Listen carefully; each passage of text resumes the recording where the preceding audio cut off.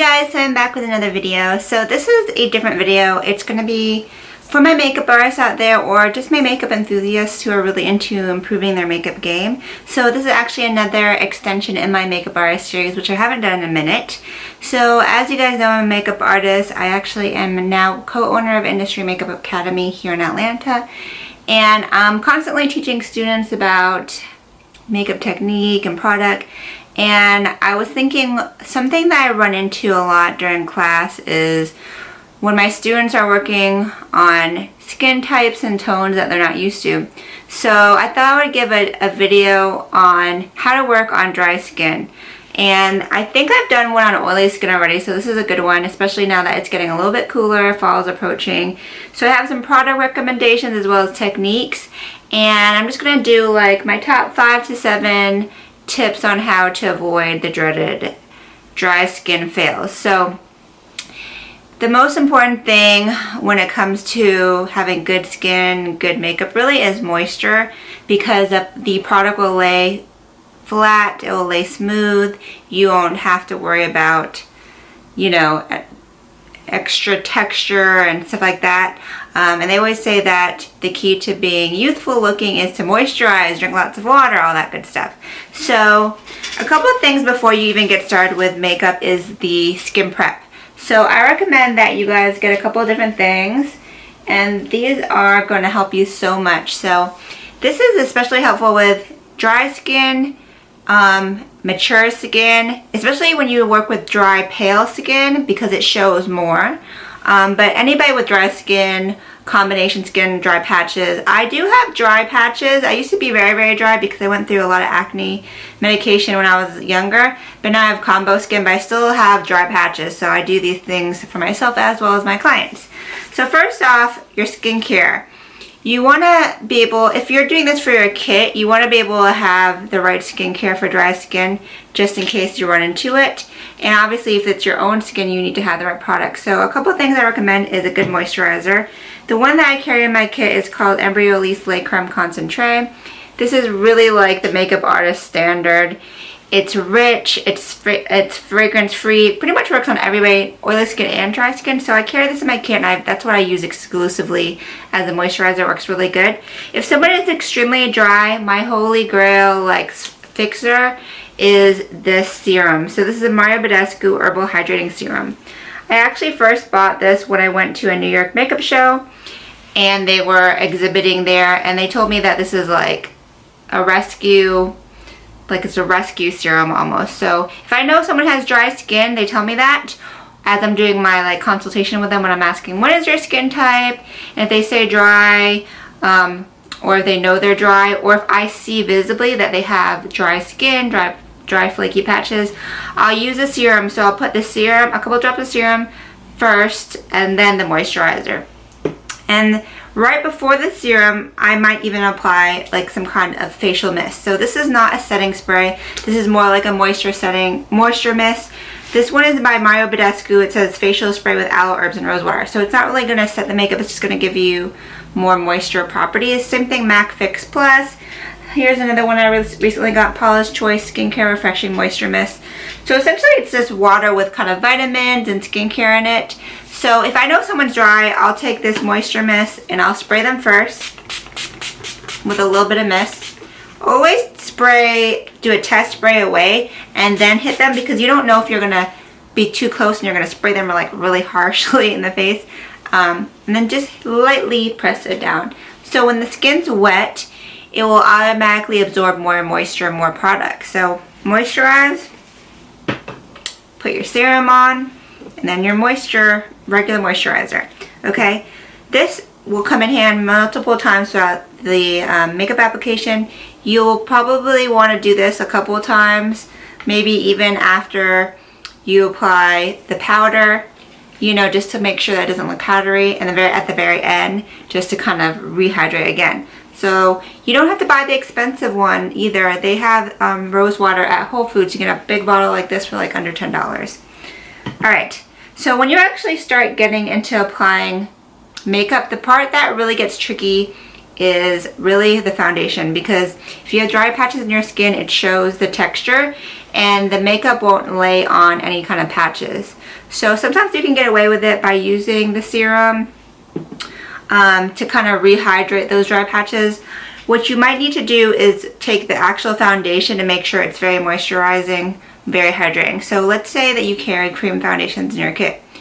You can make those better for dry skin by taking your moisturizer or an oil, like a skincare oil, and making it from a cream into a more hydrating liquid foundation. If someone has really dry skin, I just go ahead and use a regular liquid foundation. This is Makeup Forever HD, which I put into little containers. And I find that sometimes you cannot, you just can't use a regular cream foundation even if you transform it. Some of my students in my at my makeup school, they carry Ben Nye foundation palettes because it's very affordable, has a good amount of colors, but that Ben Nye foundation, the cream foundation, will not work on dry skin. Even sometimes if you manipulate it, it doesn't always work. But this, any kind of liquid foundation usually kind of covers better over those areas. So trust me, if you have a problem covering those dry patches, if it doesn't work to transform a cream foundation, just go ahead with a liquid. So if none of that works, like it's struggle city, you're seeing the patches move around, it's just not going to work. What I've found as like an extra step, and hopefully you notice this before you even put on foundation, is to use some kind of exfoliator. So this is a really quick and easy way to make sure I get rid of those dry skin flakes. I exfoliate the client's skin. These are Oil of Olay cleansing cloths, so they have a little bit of texture to them. They also have soap that's activated with water, so once you wet this, it will wipe off any dirt, makeup, and the texture on here is enough to remove any really bad dry patches. So if you see really bad flaky skin, just go ahead and have your client wash their face with this, and that way you start with smooth, fresh skin. I've had some students in class try to do the foundation and it just doesn't work, and I'm like, just stop and just start over and just have them exfoliate. So if you don't carry an exfoliator in your kit, you can always carry these little cleansing cloths. These come in handy too if someone comes to you with like a dirty face and they need to wash their face off. I know another makeup artist carries coconut oil and washcloths. So she has the person exfoliate with a washcloth and the coconut oil. So that is like an emergency situation, but it's something I'm glad I do and know about, and I keep this in my kit just in case, because there are going to be those times where makeup won't lay flat, okay? So you're putting on the foundation. Now everybody wants to set the foundation with powder because powder sets makeup. It doesn't make it move. It also mattifies. But if you have dry skin, the one thing you don't want to do is make it too powdery or too matte. The whole glowy look goes really well with dry skin. So just because you're taught by like watching other videos or whatever that you do foundation and then you do powder, it doesn't mean that you have to apply a lot of it or any at all. So if the client's very dry, they might not need any powder, or maybe they just need a little bit of powder in those areas that get a little bit shiny. So this is the powder that I would use in my kit. This is MAC Mineralized Skin Finish Natural. I just depot it in this Z palette. So for my really dry skin clients, I will just tap the T-zone, which is usually the forehead, down the center of the nose, and the chin. And those are the areas that tend to get shiny. So I'll just go ahead and set those areas, and that's it. They don't necessarily need powder like on the side of their face where they will get oily. Or let's say that you don't want to use any powder at all because you know they're super dry. Why not just use a setting spray? So this is the 10 Years Younger Scandinavia Makeup Finish Spray, and it says resist drying and creasing. So this is great for dry skin. So it's going to be like a nice barrier, but it's going to be wet so it won't dry out. The big problem I see is when I see students put way too much powder on dry skin, especially underneath the eye area. The eye area has very fine lines and tends to crease and tends to be drier. So do not over powder under here, even though the whole baking thing, a lot of people do it. Don't do it for dry skin, believe me. Ben Nye powders especially, and I've seen it firsthand, they do not do well on dry skin. It looks super dry and patchy. So let's say you want to put powder underneath the eye to set it. If you're going to do that with someone with dry skin, go ahead and take a damp Beauty Blender sponge or any kind of sponge. Make sure it's wet though, soaking wet, and then squeeze out the excess. Then you can go ahead and dip it into your powder. So I'll just go ahead and demonstrate. Alright, so you're going to dip this into your powder wet. So I'll take a little bit of this loose powder, and with it being wet, it's going to help make it really blend into the skin. So that way it won't look as dry and won't feel as dry. Alright? Wet sponge into the powder. And if you find that the person needs hydration in general, go ahead and just spray them again. Let's say you powder them, they look a little dry. Spray them again with the setting spray.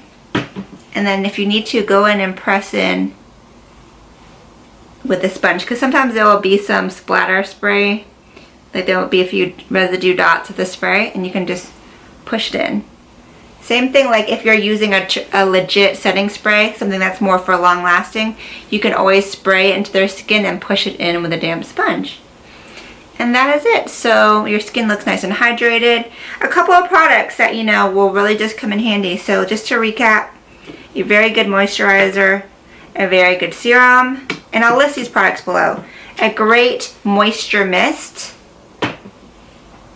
a good setting spray, and a damp blender sponge. So that's pretty much it. You don't really necessarily have to change and buy a product specifically, like foundation specifically for glowy skin or dry skin, or powders that are for glowy skin. Just go ahead and manipulate the prepping and setting routines that you're doing according to the skin type. So I hope those tips were helpful. Believe me, if you run into somebody with dry skin and you run into these problems, try a couple of these tips, and I promise they'll help you because I've seen it time and time again.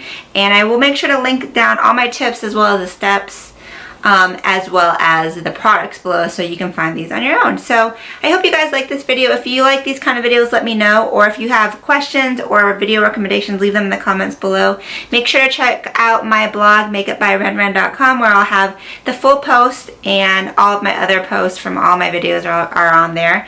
And that is it. So make sure to subscribe, hit that bell, so that way you know when the next video I upload every Thursday. So make sure to subscribe, like, and comment, and I'll see you guys next time. Until next time, I hope you guys have a great night. Ciao, Bellas.